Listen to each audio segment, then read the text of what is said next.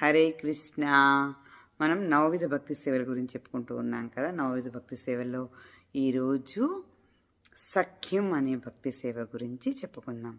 శ్రవణం కీర్తనం విష్ణోః స్మరణం పాదసేవనం అర్చనం వందనం దాస్యం సఖ్యం ఆత్మ నివేదనం. దీంట్లో ఇప్పుడు మనం సఖ్యంకి వచ్చామన్నమాట. సఖ్యం అంటే స్నేహము, బంధము. సో శ్రీకృష్ణుడికి ఎవరు ఇష్టమైన వాళ్ళు, స్నేహితులు ఎవరు అంటే అర్జునుడు, కుచేలుడు.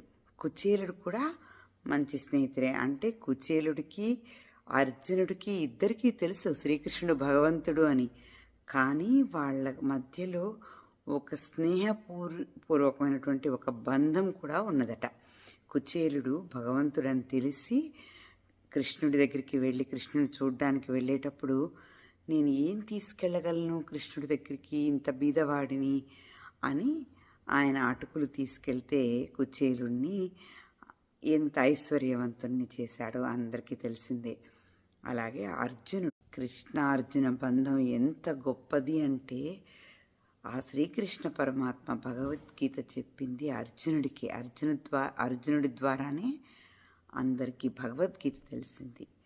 అంత ఆత్మీయమైనటువంటి బంధము అర్జునుడికి కృష్ణుడికి ఉంది.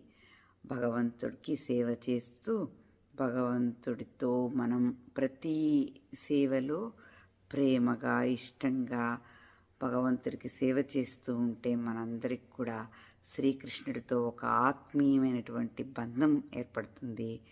మనం కూడా సఖ్యం అనే ఒక బంధంతో భగవంతునికి సేవ చేయవచ్చు. హరే కృష్ణ.